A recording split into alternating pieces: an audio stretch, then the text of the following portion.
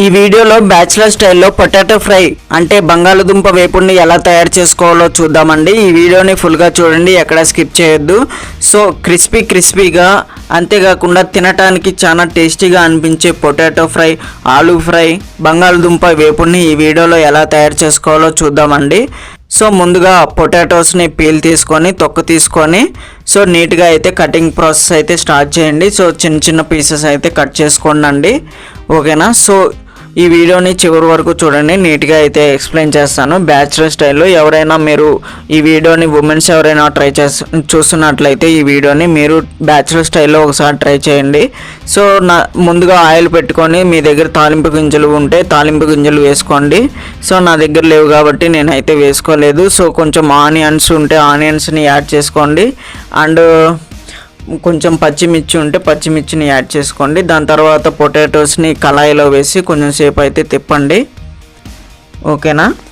So నా దగ్గర ingredients లేవు కాబట్టి నేను డైరెక్ట్గా పొటాటోస్ని వేసుకోవడం జరిగింది. మీ దగ్గర ఇంగ్రీడియంట్స్ ఉన్నట్లయితే మీరు వెజిటేబుల్స్ ఉన్నట్లయితే యాడ్ చేసుకోండి. సో నా దగ్గర ఆ టైంలో వెజిటేబుల్స్ అనేది అవే ఉన్నాయి.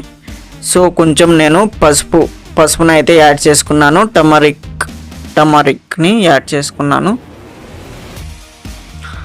ఓకేనా. సో నీట్గా అయితే కొంచెం సేపు తిప్పుకున్న తర్వాత కొంచెం చిల్లీ పౌడర్, కారంని యాడ్ చేసుకోండి.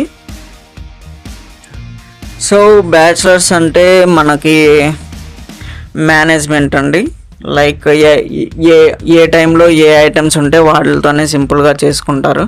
సో దీంట్లో ఒక 2 eggs వేసినట్లయితే చాలా టేస్టీగా అనిపించింది నాకు తెలిసి. సో నా దగ్గర ఆ టైంలో ఎగ్స్ కూడా అవైలబుల్గా లేవు, ఓకేనా. సో ఎగ్స్ అయితే నేను వేయలేదు. అండ్ ఇది వచ్చేసరికి పొటాటో ఫ్రై కాబట్టి సో నేను పొటాటో ఫ్రై లాగా చేస్తున్నాను. అలా నాకు తెలిసి ఒక 15 minutes డ్యూరేషన్ అయితే పట్టిద్దండి ఈ పొటాటోస్ అన్నీ ఫ్రై అవ్వాలంటే. సో హై ఫ్లేమ్లోనే పెట్టుకోండి మీరు, ఎందుకంటే లో ఫ్లేమ్లో పెట్టుకుంటే అవి ఎప్పుడుకో అవుతాయి ఒక అరగంటకి. సో హై ఫ్లేమ్లో పెట్టుకున్నట్లయితే ఒక 15 minutes అలా డ్యూరేషన్లో మీకు కర్రీ అనేది రెడీ అయిపోతుంది. సో ఒక చిన్న క్లిప్ వేసాను నేను తయారు చేసేటప్పుడు, చూస్తున్నారు కదా బ్యాచిలర్స్ ఎంత కష్టపడి కర్రీ చేసుకుంటారో.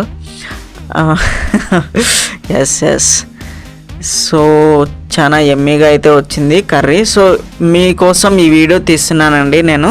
సో మీలో ఎవరైనా మీకు ఈ వీడియో కనుక నచ్చినట్లయితే తప్పనిసరిగా మన యూట్యూబ్ ఛానల్ని సబ్స్క్రైబ్ చేసుకొని కొంచెం సపోర్ట్ చేయండి.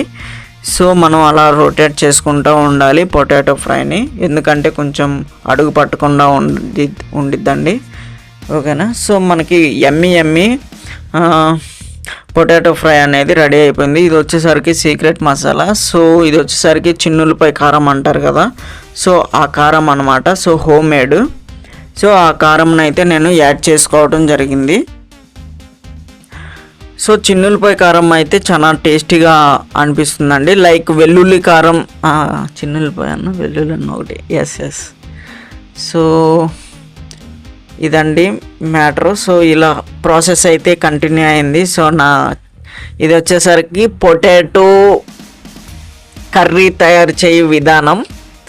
సో ఈ వీడియో మీకు నచ్చినట్లయితే తప్పనిసరిగా లైక్ చేసి సబ్స్క్రైబ్ చేసుకోండి. అండ్ కర్రీ టేస్ట్ వచ్చేసరికి సూపర్ అనిపించిందండి నాకైతే.